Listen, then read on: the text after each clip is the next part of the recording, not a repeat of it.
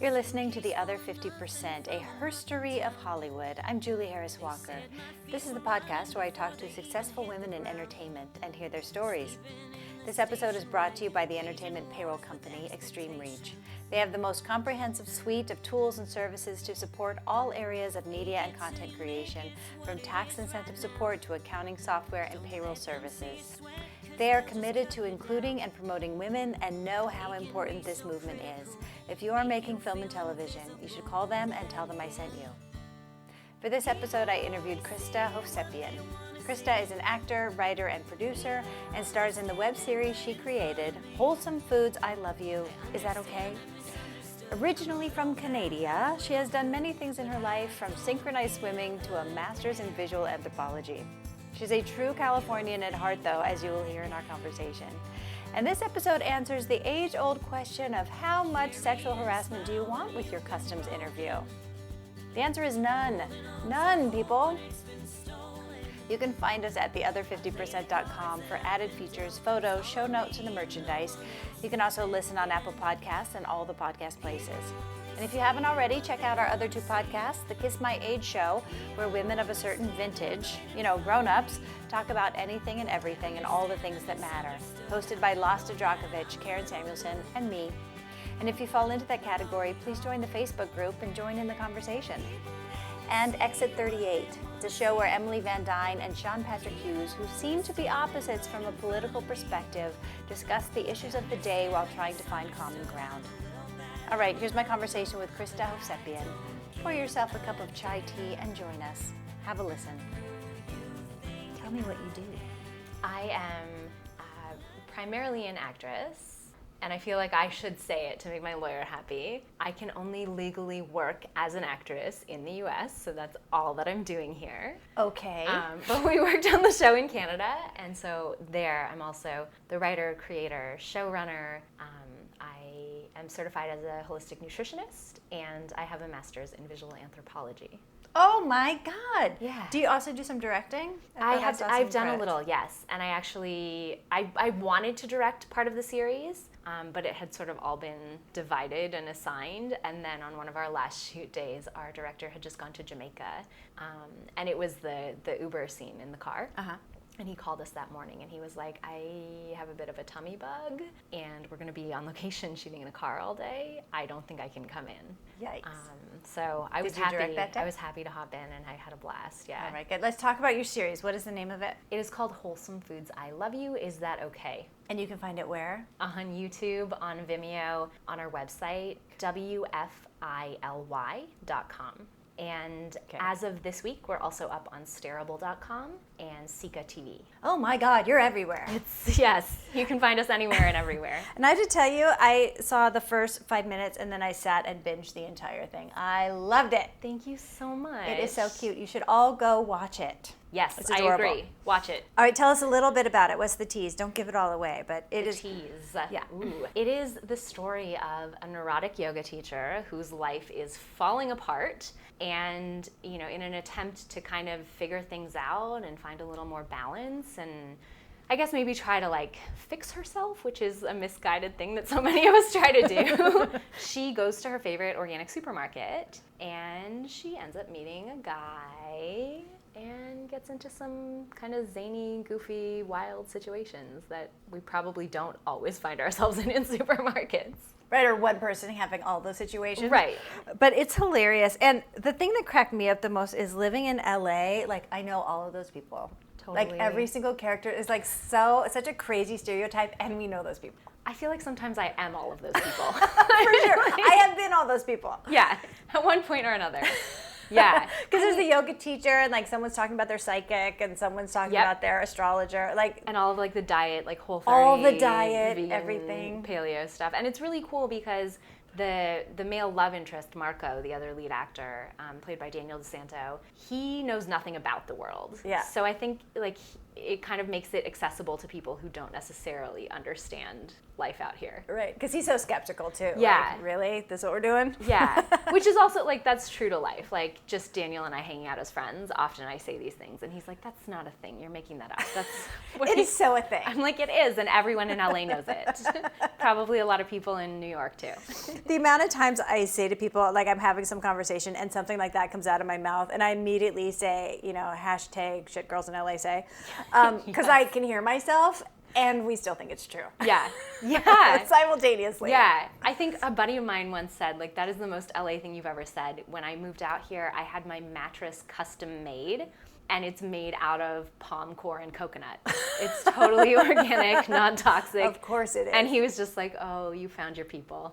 You're home. You've come to the right place. Yeah. Okay, so that begs the question, where are you from? I'm from Toronto. Well, I grew up outside of Toronto and then spent 15 years in Toronto.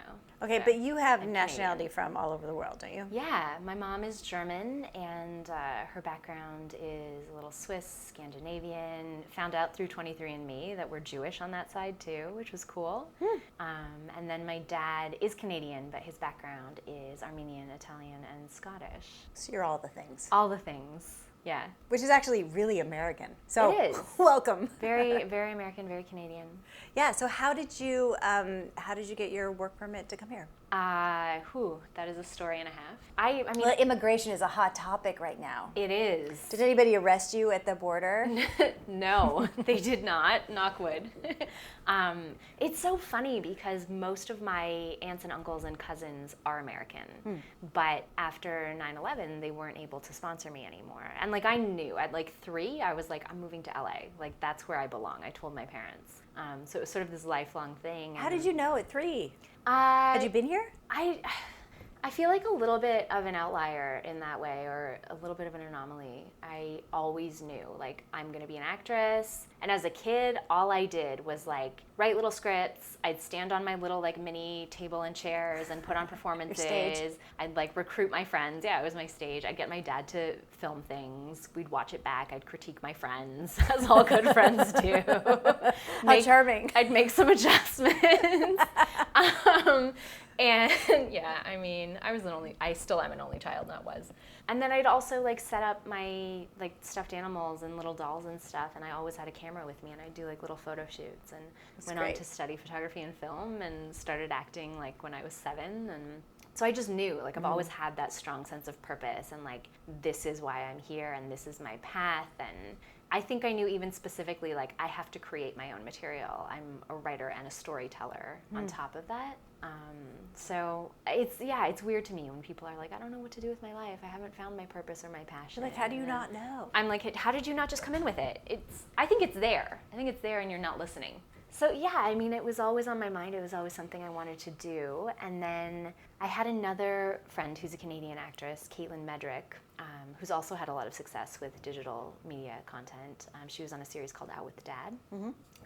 She somehow got involved with a group of Australian actors who were coming out to LA. The woman who started the program was noticing that a lot of international actors were coming out and being taken advantage of by people who said they could get them work permits, and it wasn't done in the most legal way, and But cost a lot of money. Cost a lot of money, and they would come out here thinking they were legal to work, and they'd get a knock on the door from a government agent at some point saying, like, this doesn't hold up, you need to go home. There are so many ways to prey on actors coming here. So many. It's really bad. So many. And artists in general. Yeah. So she created this company and became fully bonded by the state of California, and she spent the next several years forging really solid relationships with SVPs at networks and studios and casting directors, and started sort of like a casting workshop meeting general thing, and then would also introduce us to immigration attorneys and kind of set everything up. And they were really honest. They were like, no, you don't have a strong enough case, or yes, you do, and here's what you would need to do. So Caitlin introduced me to this woman. I came out, I did the program. I met with my lawyer, and we started piecing everything together. My file ended up being 1,032 pages. And as like an artist of exceptional ability, that kind of category? Yes, Or? yeah, Okay. yeah, it's an O1 visa. So I have like the TSA pre-check global entry pre-approved thing. So I get to actually tick a box every time I go through customs where it says like, are you entering for like leisure, business purposes, or as an alien of extraordinary ability? Oh, how fun. I wish I could take a picture of it, but I feel like yes, I'm that. I feel like that's breaking some law. Like It's probably dicey. It's probably dicey, yeah. They'd be like, why are you doing that? Yeah, we don't joke with those people, and right. we don't mess with those people. Never. Especially right now. Never. I actually, when you get your bundle with your visa and everything approved, you have to kind of go through an interview process to enter. So I went to the airport and I was going through U.S. Customs because we pre-clear in Toronto. Like they have their own little like American sector, and you pre-clear customs before you even board the plane. And the officer, I like took my file up to him and everything, and he was visibly sweating, and he was like, "Oh, do you have a boyfriend or a husband in California?" And was getting really flirtatious, and I was like, how am I supposed to deal with this? So I just kept like smiling, and I was like really vague in the way that I answered, because I was like, I need you to stamp my paper. I don't really want to like play into this too much, because I don't want to like be accused of flirting with a government agent, but I also don't want to annoy you and upset you. Oh my God, we could unpack that for days. The whole thing was a wild experience, but he did stamp your He did stamp it. I'm on my second visa now. It was renewed really, really fast, so hopefully. So how long did it take you that first time? 24 months, exactly 2 years. Is that normally what it takes? No, the estimated time period at the time was, I think, 4 to 6 weeks. And they had several changeovers at USCIS, so there were a few of us who were working with the same immigration attorney. They kept pulling our cases because they were getting requests for further evidence. I think they got 90 that pilot season, requests for further evidence, and they hadn't had one in 33 years. And what year was this?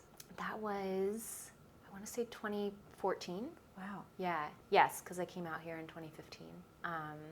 They had like a request for further evidence for, I think it was a Grammy Award-winning musician in Germany and an Academy Award-nominated director, saying like, this is not, they're not extraordinary. And I've worked, but like I don't have a Grammy or an Oscar, so yet. Well done. So yeah, so they were like, okay, well let's pull your case out of the queue and let's look at what they're flagging and what they're looking for, and you need another letter, or we need to change the wording of this. Or my favorite was, it would be really great if you could book another TV gig. And I was like, yeah, get on that. That would be really great. Yeah, I would like that. I agree. That'd be good. Yeah. So it was helpful to be creating my own work at that time too, to be like, okay, well, I'm doing this and I've sort of tailored it to my specific skill set. Wow. Okay, so you came here and then you wrote this series. Yes. Then you went back to Toronto to film it? I started writing it in Toronto. Yes. Let the record show. She She wrote it in Toronto. I did come up with the idea while I was in LA. A friend of mine had some success with his web series with he and his creative partner. Their show was fantastic. It was based on their real life experience of moving out here together as a couple and then breaking up, but they couldn't afford to get separate apartments. So they continued living together in the same bedroom, the 1-bedroom apartment, while they were seeing other people. Oh my God. And Great. Yeah, it was really great. What was it called? Trent and Tilly. Yeah, let's plug that. Yeah, definitely. They've been so supportive. They were doing like the web festival thing and shopping it around to networks and studios, and they ended up shooting like a half-hour pilot. Just having like a blast with it. And I started talking to him about this idea that I had, and he was like, "This is really funny. Like, I'm willing to help you kind of formulate some ideas and stuff and figure this out." And I figured, like, yeah, great. I'm moving to LA. It would be perfect to film this here. This is going to be like my first Southern Californian project. Yeah. And then I was stuck in Toronto for 2 years. And then what happened? and then we just, hit that sort of wall, and there were all those delays. And I started talking to friends in Toronto about it, and they were all really excited and wanted to get involved. So you just did it there? So we just did it there. Which is so funny because it feels so LA. Had you even lived here yet? I had. I started coming back and forth in 2013. Okay. I came out for the first time when I was 18. My mom actually lived in Burbank for 6 months when she was 9. Oh. So I'd always seen like their home movies and pictures and stuff. Okay, so you shot it in Toronto. Yes. How'd you raise money to shoot it? We did run a Kickstarter campaign. This is a fun fact. I haven't told a lot of people about this. Well, now you're telling everybody. I'm telling everybody. I think transparency is really important. And I think a lot of people, I have a lot of friends out here who didn't go to film school, didn't know where to get funding, and they've made things, and that's awesome. Like, I'm so proud of them. But I think they feel disappointed in the final product and the quality. And so I think it's important, when they're looking at other projects, that they understand every aspect of the process and what was going on. And everyone wants to know, how did you do it? Exactly. Like, let's not all reinvent the wheel. Yeah, exactly. So we gained a lot of traction, and I think we raised 35% of our goal in like 24 hours because we had like a strong little tribal community, as we like to call them, our tribe. Is it the same in Canada as here to do crowdfunding? It is. Okay. Yeah. So we used Kickstarter, and we decided our primary director, Mazi, had just successfully raised, I think, $30,000 US for his series, which, like, he is in the process of going to festivals right now. Like, we're sort of on like parallel tracks, which is pretty cool. And he was like, it was an absolute nightmare. I don't recommend doing it. He had a couple of celebrities involved in his who were on American shows, and so they got some investors that way. But he was like, we decided most of our audience is in the US, so let's go with Kickstarter and let's raise it in US dollars. So we went the same route, and then at that point we had kind of exhausted our tribe, and so we had like this great boost and all of this momentum, and then nothing happened for like 20 days. So you're like, we've shaken everybody down. Like, that was it. And I was kind of like, okay, what am I gonna do here? Now, can we just talk about that for a minute? Because I was looking at some company for crowdfunding, and they talked a lot about like the emotional roller coaster of it all. Oh my God. And it being a full-time job. Like, what is that like? Like, I gotta think it's hard enough to make the ask. Yeah. Like, that's painful. It is, it really is an emotional roller coaster. And I had done a little bit of crowdfunding for like fringe festival shows in the past for very small amounts, because you don't need that much to put up a fringe show. Yeah. They paled in comparison to this. And fortunately, like, Daniel, who plays Marco in the series, is one of my co-producers, and I say fortunately in a very tongue-in-cheek way, because our editor, Kylia Scott Grimes, is also a co-producer. And just as we launched the campaign, Kylia got booked to work on a project in Japan, and Daniel got booked on a TV miniseries that went to Netflix that was shooting in South Africa. Guys! So I literally launched the campaign, and they were both like, I'm out for a month. Oh my God. So I was like, great, Thanks. I'm just not gonna sleep for a month, which I really didn't. I actually got to the point where I pulled into our parking garage in Santa Monica one night and like blacked out for a minute in my car. I was so stressed out about it. Oh my God. I'm not saying I wouldn't crowdfund again. I'm not that type of person to like totally just push something to the side and say never, ever, ever. But I would definitely want to make sure that like we had a really strong fan base who were pushing for a second season or wanted to see another project and were really, really dedicated to supporting us, and that we had some bigger names involved. Like, there's just a lot of criteria There's that some I things would you want would to meet. do differently. Yeah. So we had a few meetings. We tried to coordinate while they were in different time zones to talk about whether we were just going to let the campaign fail or if we were going to try to find an alternative path. Is that a campaign where you can keep it if you don't reach your goal? It's not. Kickstarter is all or nothing. Oh. So we had done a lot of research, and we found that some people, like Indiegogo, you keep whatever you make, but it seemed like some investors were reluctant to invest in that type of campaign because they're like, well, if you need X number of dollars and you only make a third of that, Then I'm just paying the rent. where does my money go? Yeah. Like, how are you going to complete the project? Like, don't worry about it. Yeah. So I ended up having a meeting with a private paleo chef who lives in Venice, Mary Shanuda. She makes this really cool product called Fat Fudge. She ended up donating a ton of product to the series. Fat Fudge? Fat Fudge. It's PHAT and then fudge. And it's like a high performance, like ketogenic friendly thing. It's not like a candy fudge. Did you bring some for I'll me? have to send you some. Okay. She's making some new formulas. She's making like a vegan one and one with peppermint. But this one, it's like ghee and coconut oil and cinnamon and maca and coffee. Oh my and it's like just this just burst of energy. Yeah, I want some of that. Yeah, I'll get you some. I can hook you up. I have a source. Okay, thanks. Yeah, To future guests, bring me fudge. Yes. Please. She was really cool and supportive, and when she started the company, she had run a crowdfunding campaign too that was failing. But it was early on in like the Kickstarter days, and there hadn't really been like a nutrition or paleo-friendly Kickstarter campaign at that point. So she decided to let it fail and then just fund production herself. And she actually ended up doing like a massive pre-sale to launch, and I was like one of her first buyers. And she was like, I have this product, you can't try it because it doesn't exist yet.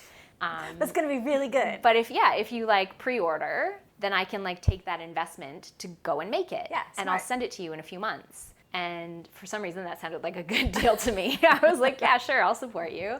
And I've been a fan of it ever since. So I met with her and talked about how she felt about letting the campaign fail. I talked to Kylie and Daniel about it. And we weren't sure at this point in time how that would look because Kickstarter has been around for so long and that stays on the internet forever. Right. Well, if they can't even crowdfund, how are they going to make their show? Exactly. And it's so frustrating because you sit down with so many supportive friends and family members who are like, I love this and I want to see it, but they're not donating. Right. Or they're in for 20. Which is so generous and great anyway. Right. But yeah. But you need a lot of those people. If they're like, I want to see your show, I want to see it, when's it coming out, how are you doing it? And you're like, well, I sent you a few emails and we need some funding. But it's awkward, right? You don't want to awkward. You don't want to sit down to dinner and just be like, so, by the way, what do you think about funding this thing? I have you down for $500. Yeah. Would you write your check right now? Exactly. So in sort of a bittersweet stroke of luck, my grandfather had always wanted to be an actor and was quite a storyteller and quite an entertainer. He was a millwright. He was a what? He was a millwright, like in a factory. Oh. Yeah. What is that? I don't know exactly what it entailed. Operating machinery. He was a millwright. Should we ask Google right now? He did something labor intensive that I'm sure was very important. That was not acting. That was not acting. I mean, his parents were Armenian genocide survivors, so there's a whole other story there. Yeah. So it was all about like get a practical job. He had and a help job. to He was support supporting the his family. and you're not going to go off and be a storyteller. That's what is crazy. that? That's insane. So he was always really excited that I was like pursuing this dream and on this path, and he passed away halfway through our campaign. Oh my gosh, I'm sorry. Thank you. So in our end credits, I dedicated the project to him, but like I said, I guess it was a bittersweet stroke of luck. He left me the exact amount of money we needed to successfully, quote unquote, successfully complete our Kickstarter campaign. Of course he did. Yeah. And my dad is in finance, so I said to him, like, what do you think I should do? Should we just let it fail and like use this amount of money that I've now inherited and do this in like Grandpa's name? Or should I invest that in the Kickstarter so it looks like, hey, we successfully raised all this money. And then you get the other money. And then we get the other money, we lose a little bit on the fees. And he was like, look at the fees as like an investment in the investment, because you're still going to end up with more than you have right now. So that's how we did it. That was our Kickstarter success, which was really just like the universe, I guess, kind of being on my side. I love it when there's some like miracle like that. Yeah. So, but it, for somebody who's like, oh my God, you raised $15,000. It's like, well, we did and we didn't. Just say yes. Yes, we did. Yes, we did. And it's a formula that you can do exactly the same thing. It is. Yeah. It is. And in the end, I think we ended up spending about 20 grand and the rest did come out of pocket for me, which like, this is my baby. So I just kept getting to the point of being like, I don't care anymore, like whatever, I don't need new jeans or whatever it is. My credit card. It's fine, let's just do it. It's totally fine. Dad, can I borrow this? I'll get you back next week, whatever I could possibly do. So did you have a day job while you were doing this? I did not. I was finishing my master's, which was a completely different thing, in Berlin. So what? Yeah. For 3 years, I basically packed up, unpacked, repacked, and moved from city to city like every 6 weeks. I'd go to Berlin and do like an intensive run of the semester, be in class, we would literally like get in on a Sunday night, pitch a project on a Monday, shoot Tuesday and Wednesday, edit Thursday and Friday, have a screening on the weekend, and then do it all over again because it was visual anthropology. So we were constantly shooting things. And then I would come to LA and take a bunch of meetings and meet with my lawyer and try to figure out how I could legally live and work here. And then I'd go back to Toronto and would like freelance a little or like take on some coaching clients, but it wasn't like a set day job. And I'd write the series and work on stuff. And then I'd go back to school. Okay, I think I need to know, what is visual anthropology? That's a very good question. I'm not sure I knew when I was studying. Because you're making movies, but what? Yeah, so it's kind of merging anthropology and art. And most of us ended up creating like ethnographic documentary films or photo essays. Some people chose the option to just have like a written component, like a regular Write a paper. dissertation. Yeah. But I actually created this kind of abstract piece on the healing properties and the bastardization of the yoga practice in the West. And I had like 36 hours of recorded conversations with yoga teachers in LA and Toronto. And then I strapped a GoPro to my body and booked a really cool, actually it's the same yoga studio that we shot in for the series. Mm-hmm. A friend of mine owns it in Toronto. And so I did this sort of like POV yoga flow of just like my limbs and the space. And there's like a breath track that runs throughout it. And then I re-recorded a voiceover track of all of these like snippets of how these Westerners found the practice, how they may have abused it, especially like a lot of the stuff that I touched on in the series too, but that we don't normally talk about, like the prevalence of disordered eating in the fitness industry, in the yoga world. And the gurus sleeping with their students. And the gurus, yeah, and things like that, and how a lot of people found the practice in really dark times in their lives, and that can easily lend itself to then abusing a practice like that. So that was going on. How interesting. Okay, no, we're digging deeper into this. How did you figure out, I want to do a master's in that, and then why Germany? Well, my mom is from Germany. We have family in the South, but that had absolutely no impact on my decision to study there.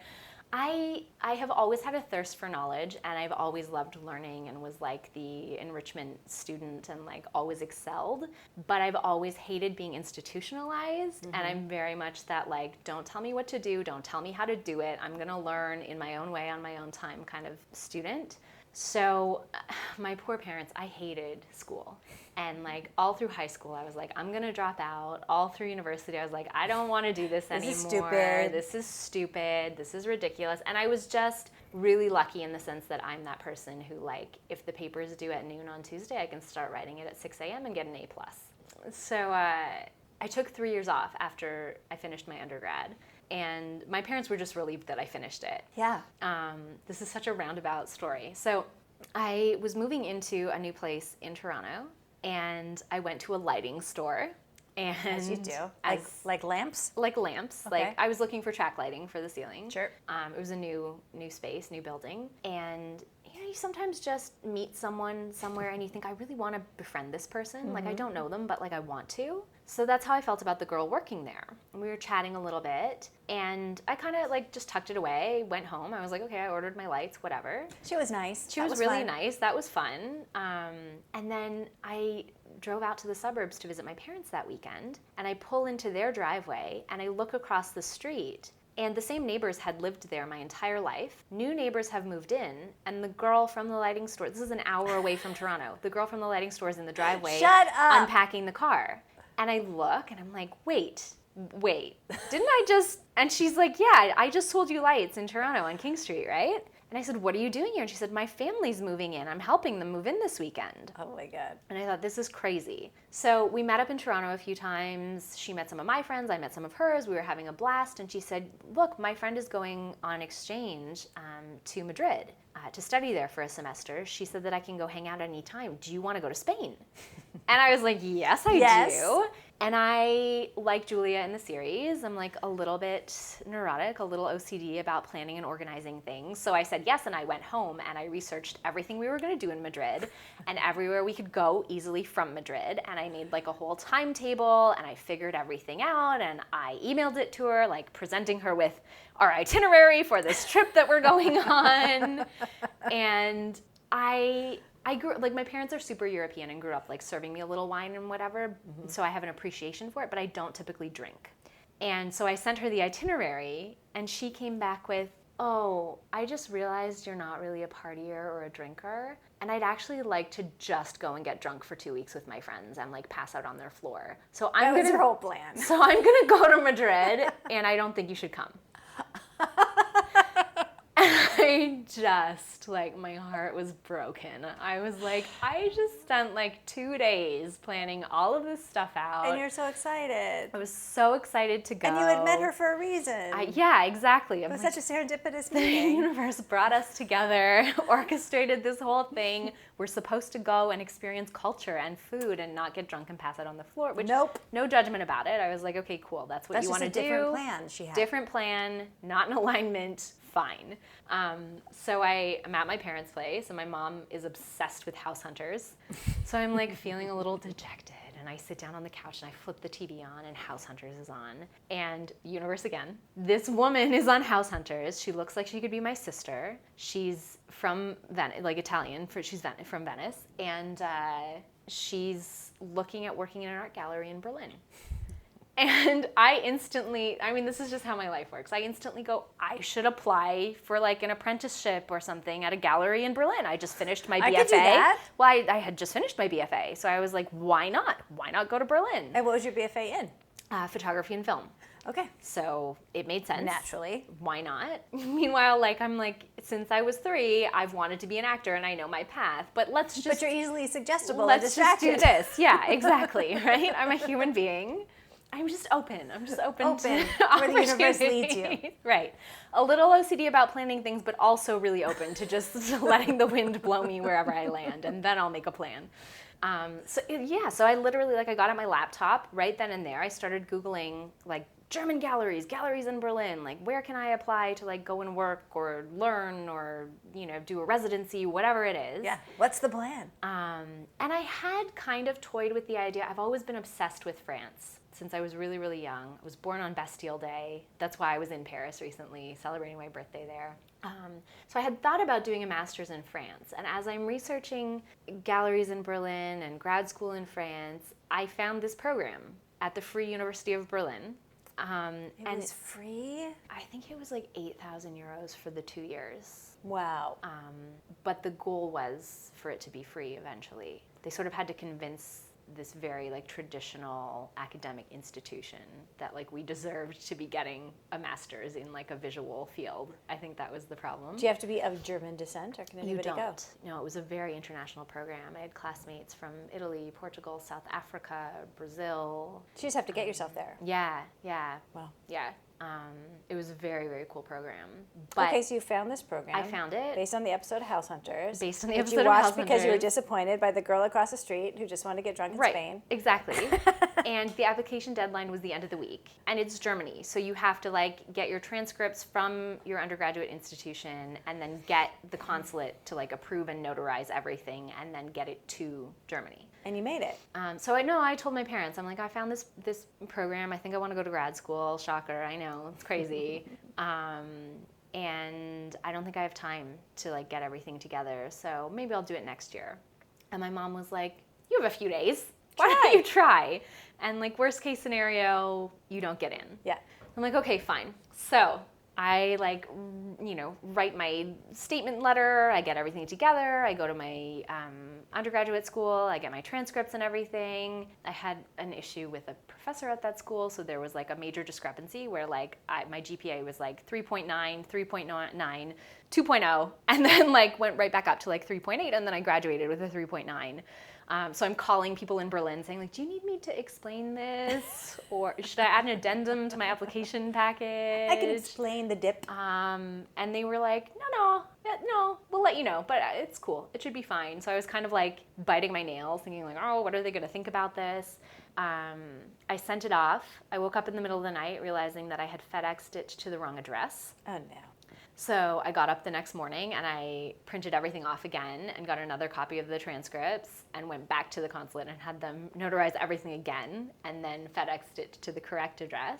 And I think it was like 2 weeks later, I got an email and they were like, congratulations, welcome to the program. Classes start in like a month. I was finishing up a run of a theater show. And I said to the director, like, I'm going to Berlin, like, the day after we close. And she was like, what? When did that happen? You're like, yeah, no big deal. Yeah. So I just did it. This is bananas. Yeah. Okay, did you have someone to stay with there, or were you just going to stay in the dorm, or? I Airbnb'd a place. Oh, my God. Yeah. So could you work while you were there? I could not in Germany. Okay. No. Which is why I kept sort of doing Berlin, LA, Toronto, to go to Toronto and freelance and coach clients, and then. So you would go for the whole semester, or you would go for like half a semester at a time? Because it was an international program and we were at least 50% of the time studying anthropology, we would do like 2 weeks of class from like 8 a.m. till 6 p.m. and on the weekends. And then we were free to do whatever we wanted. And there were a few like online components. It was very much a self-directed degree. So some people would go to like South Africa and do their field work. And some of us would come to LA and try to figure out how to get a work visa and still write our papers. But I don't know if that was really, I guess it was field work for like the anthropology of my life. Oh my God. Yeah. This is so interesting. Okay, and then at some point you got licensed or certified or something in diet nutrition? Yes, holistic nutrition. Okay. After I finished my master's. Of course. Yes. And then where was that? That was in Toronto, but it was an American program that I was Okay. doing remotely online. Hopefully one day I will be able to use that skill set here. Hopefully I'll get a green card. Once you have the right visa? Right. Yes, yeah. But it's something I'd always been interested in. My mom started taking me to like healers and nutritionists and naturopaths when I was a baby, and it was always a part of our lifestyle. And I was a competitive swimmer for years too. So. Oh wait, you were a synchronized swimmer, I was weren't a synchronized swimmer. Oh my God, let's talk about that. Day to day, my life feels like pretty normal and boring, and it's kind of like, what am I doing? And then when I start talking to people about these things, I'm like, whoa, it's been like a so pretty like interesting. fascinating ride so far. Okay, talk about the synchronized swimming, because we used to play synchronized swimming when I was a kid. Whenever the that's so Olympics cool. came on, we'd go out in the pool, do our thing, but you That's did so it for cool. real. I did it for real, yeah. The community I grew up in had community pools for like every few streets, and my parents would take me up there, and I never wanted to get out of the water. I loved it. I was part fish. They'd be like, okay, come on, we've been at the pool for 8 hours. It's time to go home. to go. And I was like, no, just like a few more minutes, just a little bit longer. So I started swimming lessons when I was 3, and everything happened when I was 3. Yeah, that was a big year for you. It was a big year. And it was the 80s. It was an exciting time. You like became conscious and then was like, I'm on track. Yeah. I got things to do. Exactly. I had my spiritual awakening at 3. a lot going on. So there were some girls in the neighborhood who, they were like, I don't know, 16 or 17, and they were synchronized swimmers. And they decided they were going to offer like a kind of intro crash course at the community pool in the summer. And my mom was like, I don't know, I think you might like this. And I tried it, and I fell in love. You're like it? I love it. Yeah. I was like, this is my other This life is my purpose. life. Yeah. I'm an actor and a mermaid. It's swimming, it's performing, it all makes sense. Both excellent ways to make a living. Yeah. Clear what my priority was. Okay, so how far did you go with the synchronized swimming? I competed for 11 years. Oh my gosh. Yeah, I started on like a rec team when I was 7, and then I moved up to the competitive level the next year. And yeah, I swam until almost to the end of high school. And then I started racing on the high school team. And it was a classic Krista moment. The reason that I quit, my parents had always said, you know, you're gonna have to choose one day between acting and swimming. And in high school, my schedule was bananas. Like, I remember being exhausted all the time, and my mom being like, why are you so tired? And I look back and I'm like, duh. So swimming at 5 a.m. and doing the play 5 until a.m. midnight? Yeah, and then like not even just like doing the play until midnight, but like in rehearsal, and then would leave rehearsal an hour early to make another swim team practice. And I'd get home at like 10 o'clock at night with like soaking wet hair. Well, thank God you didn't have to do homework. No, I did. I was just really good at getting it done fast. And then I went to German school on Saturdays. Oh my God. Yeah, like Yeah, you were tired. hyper scheduled, very, very tired. But living life to the fullest. Getting as much as I could out of it. I think when I was 11, we became Canadian national bronze medalists, and we got to meet the Olympic synchronized swimming team, which was the coolest. Oh my God. I have like pictures of us like eating cake with them, as all athletes do, just hanging out eating cake.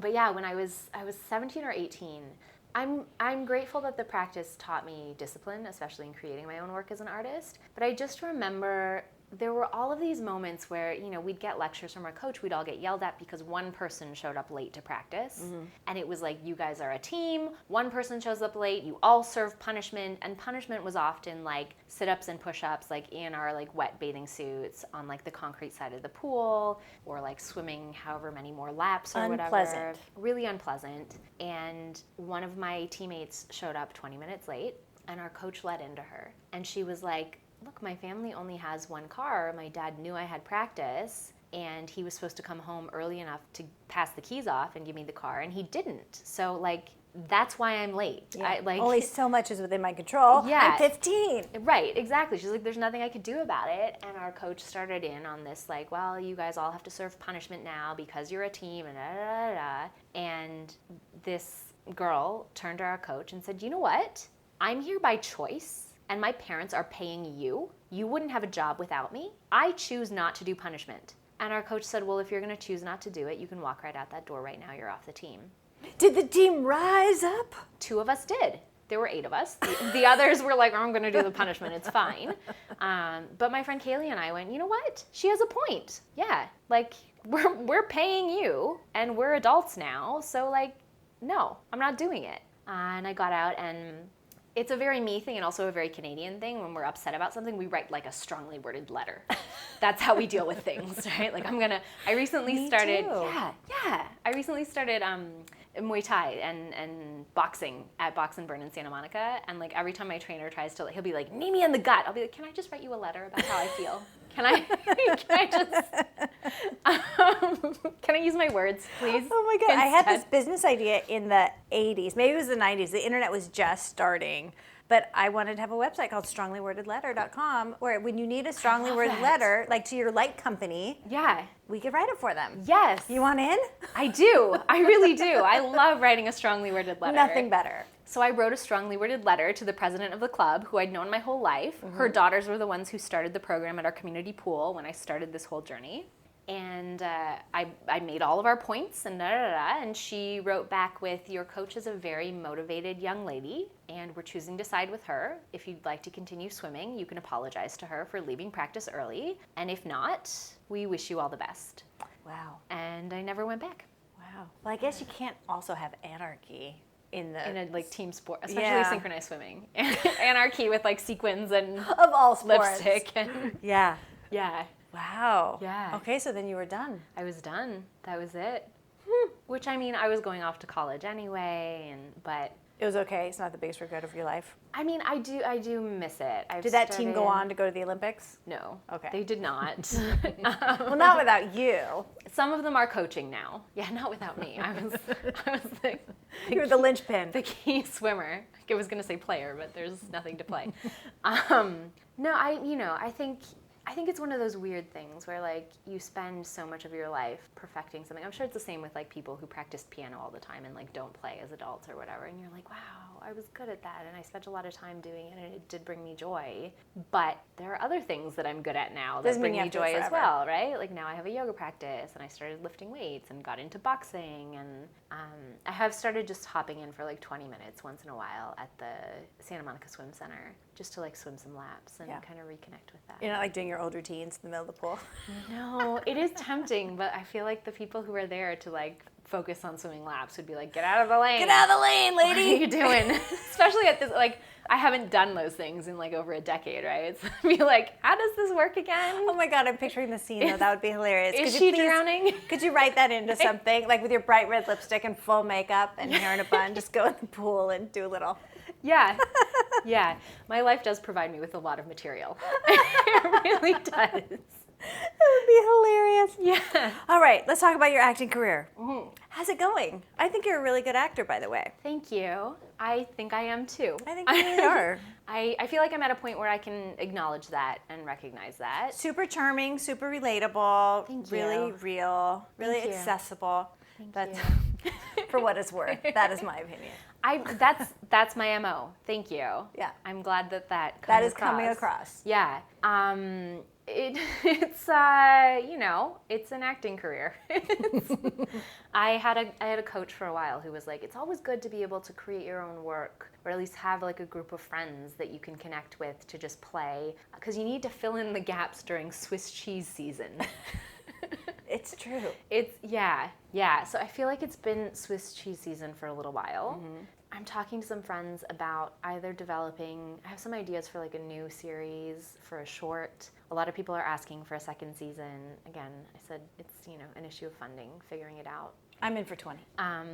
Thanks. Thank you. I'll bring you some fat fudge. We'll trade. Okay, perfect.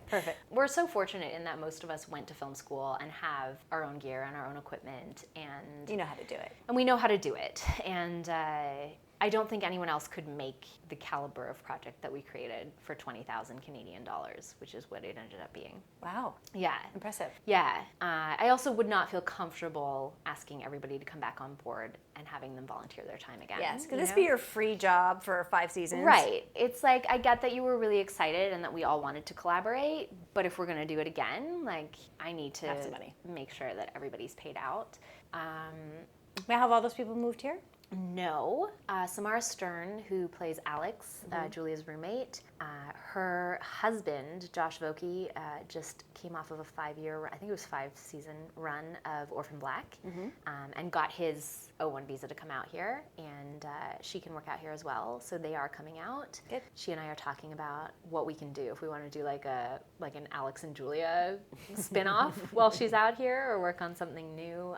She's also really brilliant and talented and has created her own stuff. But no, I was just talking to Josh about it. I was like, I'm looking for the right rep out here. I'm trying to take meetings, and it's kind of like a constant hustle, and it's very un-Canadian I feel like I'm getting a little bit better at it, but to speak highly of yourself, or to even speak honestly about your capabilities. We're kind of a nation known for being self-deprecating and being female. Right. I hate to say. It's tough for women too. It's like a double whammy. So it's been a practice, and I actually had an incident the other day where it's not something that I normally talk about, but the last IQ test that I took, my IQ was like 141, which is, I think, technically pretty good. Pretty like genius. Yeah.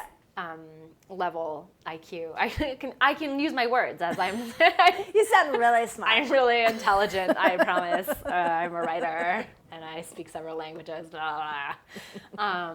But no, I was at an event and someone said something to another woman at the table, like, "Oh, you must be a genius. You read books on like accounting or something." And she was a really bright woman. It was just a funny thing to say. Yeah.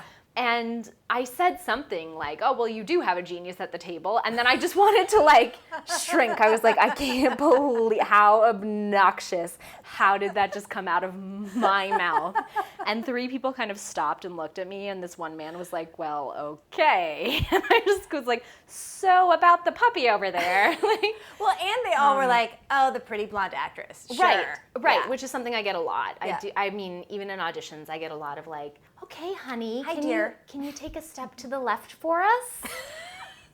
And there's that part of me that's like, I have a master's in visual anthropology. I can handle it. Thank you. But it's also, I'm hyper aware of my privilege, especially with being part Armenian and having family members who like get stopped at customs all the time just because of how they look. And I get You had an entirely different experience at customs than Totally, many people are having right now. Do you have a boyfriend in LA? You're like, This really? is totally appropriate.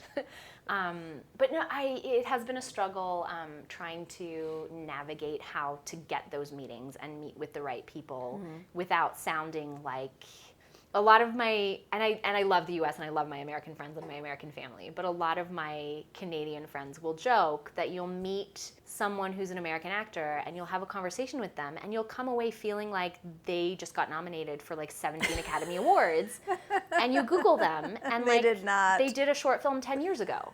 And it was beautiful. But everybody is doing Abraham Hicks, and so they're going to talk like it's already happened. Right, which is, I'm all for it. I'm all for manifesting. I've got my, manifestation mala on right now and my little goddess one. We all started the Oprah meditation today. Right? Exactly. It's a wonderful thing to do. But then you'll meet a Canadian actor, and you'll ask them about their body of work and what they've done, and they'll be like, oh, I don't know, I've done a few things, nothing, I do all right. They don't really say much of anything, and then you Google them, and they have 176, primetime network credits, and they've been starring in their own show for the last 5 seasons. Right. They didn't want to say so. But they didn't want to say so. So I'm working on that. Yeah, there's got to be something between being completely self-deprecating and full of it. Yeah, trying to find that balance right now. A few friends and I are sort of doing the submission thing. And I had that kind of serendipitous thing happen when we met at the Crystal Awards. Where I had all these signs leading me to this agent and sent her a message. And I'm following up on that. Oh, good. Yeah, I'll keep you posted. Is your series helping you as a calling card? I think so. Yeah, I think not as much as I would like it to right now, just being completely honest. But I think it will. I'm trusting that it will. It energetically feels to me like it's coming. It's not a linear process. Well, now it's Mercury retrograde, so let's all relax for a few weeks. Exactly. Hashtag shit girls and always say. Oh, Mercury again. That retrograde. I'm meeting up with a friend after this, and the last time that we had coffee, he was like, it's just palpable. Like, you want more. And I'm like, of course I do. Of course I'm hungry. I moved across the continent to another country. Of course I want more. You've been waiting since you were 3. I've been waiting since I was 3. I think it's coming. It's like we've gotten rejected from our first few festivals. What? I feel like this is the year for digital media. A lot of the notices have been like, we have room to screen 20 projects, and we had 396 submissions this year. That is crazy. So it'll come. If there's one thing that I've learned from this weird, crazy path that I've been on, it's that whatever is meant for you will find its way to you. Mm-hmm. I never imagined I'd be doing a master's in Berlin. I didn't think I would be a synchronized swimmer. And I didn't think I was getting a degree in photography and film. I was like, I'm going to theater school. That's what I'm here to do.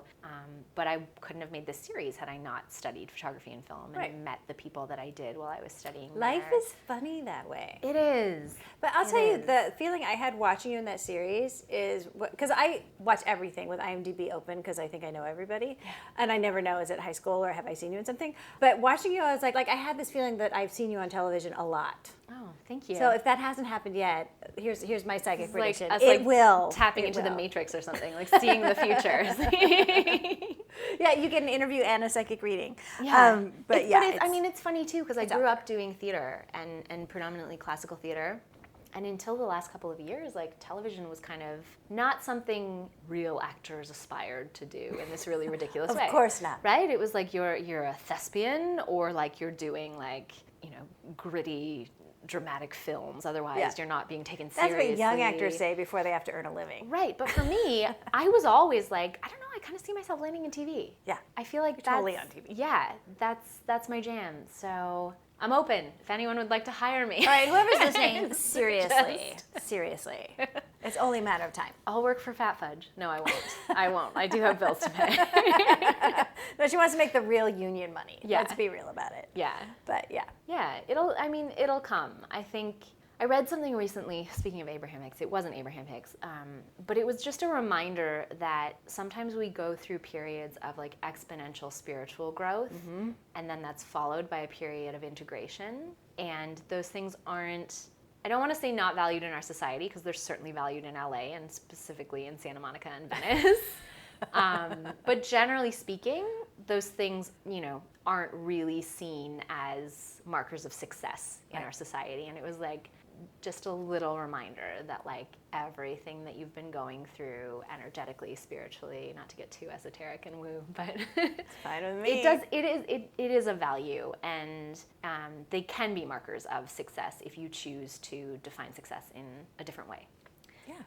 So I feel like that's sort of where things have been sitting for me recently, where it's just been rapid fire growth and burning through old trauma and old patterns and getting ready and expanding and expanding energetically into whatever it is that's coming. And because once it comes, you won't have time to be exactly doing the rest of it. Exactly. The psychic we talk about in the series is a psychic that I saw in real life who did say that a guy had a woody for me. And I was like, that has to go in the script, because who says that? Like, that was your psychic reading? Well, there was more to it, but that was part of it. And I was like, who says woody? Who says that? And this woman is like, I've never been like a huge, can I say this? I've never been like a huge 2.5 Men fan, but like, I think we all know the character Berta, the housekeeper. Uh-huh. This psychic is Berta. Like, that's just who she is. Like, very like forthright, doesn't like mess around, and she did say that. But she also said some really cool things about like seeing the series before it even happened and where it was going to lead, and a lot of those things have started to fall into place. And she was like, this literally is that period in your life where you have to learn rest and self-care, because everything is coming all at once. Like, the family, the gig, everything that you've wanted is all gonna like kind of fall into place at the exact same time. And if you don't know how to care for yourself, you're gonna burn out so fast. I think that is all true for you. I really do. Thank you. What do you make of this moment in time with women in this business and in the world, and what's happening? Goodness. Do we have like 6 weeks to talk about this? Yes. Yeah.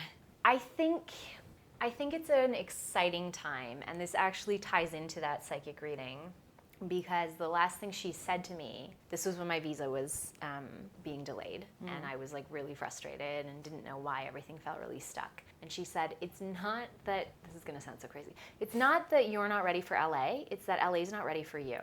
And hashtag shit. Yes, exactly.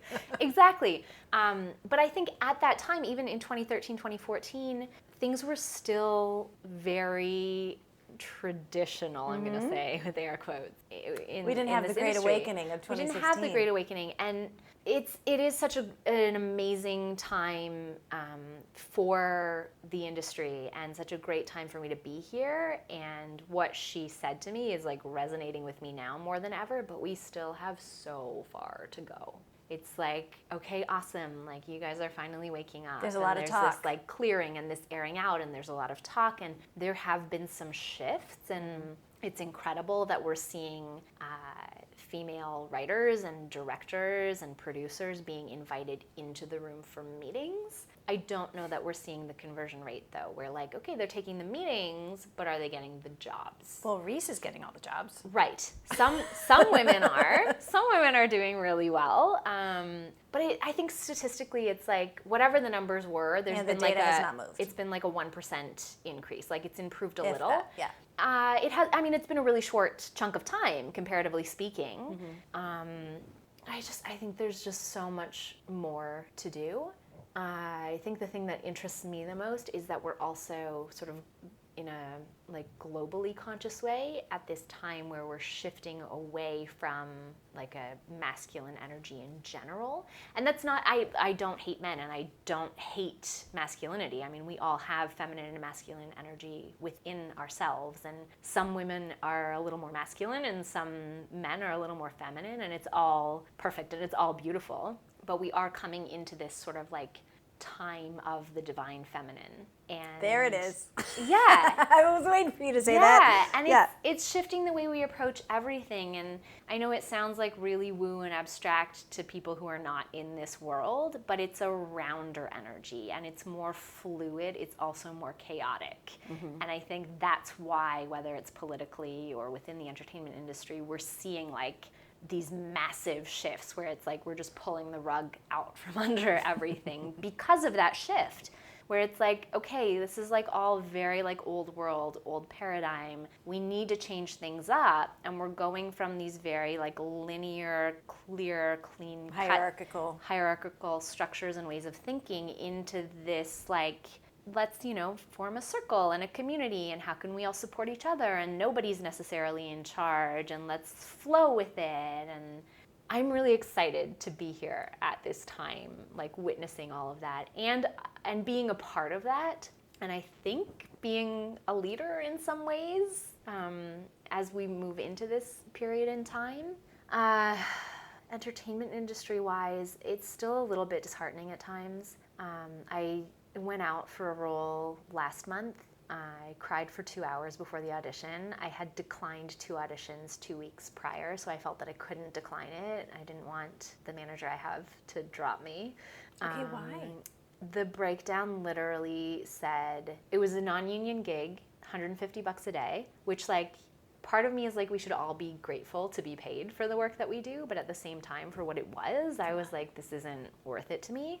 I don't want to say exactly what it said for confidentiality reasons, I guess. I don't know if I'm allowed to, but it was basically like she has the energy of like this super famous woman who's an actual public figure who is known for being like a really strong, fierce woman who's not seen as being particularly feminine in the real world. So that was the reference. So it was like, yeah, she has the energy of this woman, the confidence of this woman. She has the same career path as this woman, but she's also a mother of 3, looks like a supermodel, and then they referenced 4 major celebrity women. They were like, she's like a combination of these 4.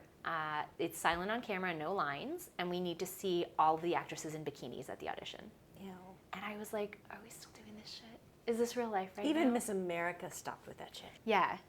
It was just like, wow, this is a thing. And also, like, I'm past the point in my life of just like living in self-punishment and hypercriticism, especially as an actress. But I'm going like, I'm not a size 0. Like, So did you go to the audition in a bikini? I did. Unfortunately, the casting director was an older woman, and she was like really kind and very thoughtful. And she was like, "That's a cute swimsuit." And She's like, "I'm sorry, everybody." we did like a little improv thing, and she was like, "You're so talented," and I was like, "Yeah, thank you. You want to call me in for something with lines someday?"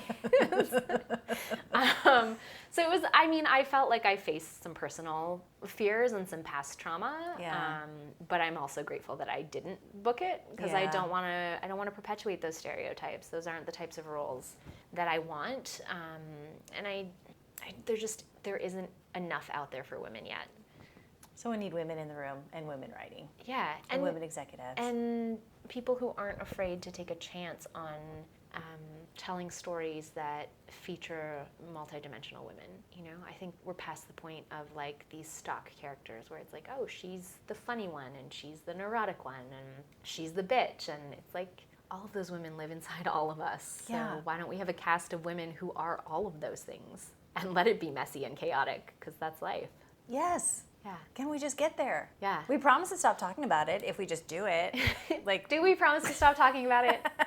I think if we get there, we're at a post-feminist world and everyone is just included and all the stories are told, then we can stop banging our heads about it. Yeah, hopefully.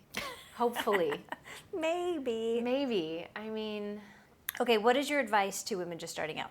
Ooh, that's a good one. I think I have to go back to just trusting yourself. Really, really find whatever it is for you, right? Like, meditation doesn't always speak to everybody. I think there are a lot of misconceptions about what meditation is anyway, but if it's too much, find something. If it's going for a walk, if it's journaling, if it's like sitting with a glass of wine and listening to your favorite piece of music, but find some way of dropping into yourself so that you can hear your inner wisdom and your inner guidance. Because I think as women specifically, we're all so intuitive, and we know, whether you want to call it like mother's intuition if you're a mom, or just intuition in general or whatever, we all know the answer. But especially after it happens, we'll all say. Yeah, I knew it. I had a feeling. I knew it. I should have. Yeah. So whatever it is, if you're starting a business, if you're trying to write that script, if you're, wanting to like invite more quality auditions into your life, which is what I'm focusing on right now, make sure that you carve out that time, even if it's like 5 minutes in the morning or before you go to bed, to try to let all of the chaos and clutter of this world that we live in drop away, so that you can really tune into what's right for you and what's best for you, and then trust it. Even if all of the people in your life, specifically the men, are like, no, it can't be done that way. It doesn't work that way. That's not possible. If you feel in your gut that it's the right thing to do and it's the right path, go for it. Maybe don't like kill anybody if that feels right to you. Nothing like too crazy. With boundaries and reason. Yeah, some boundaries. Don't break any laws. not advising that you do that. Don't be a crazy person.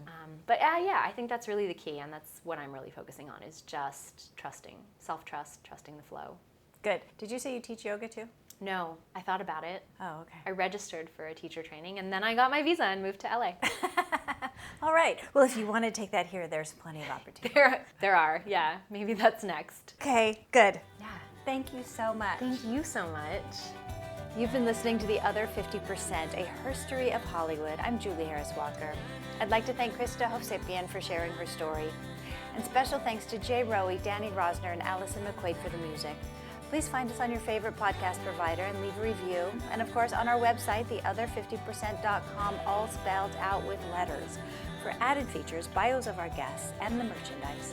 You can also follow us on all the social media platforms, and also go subscribe to Exit 38 and The Kiss My Age Show. Thanks for listening. See you next time.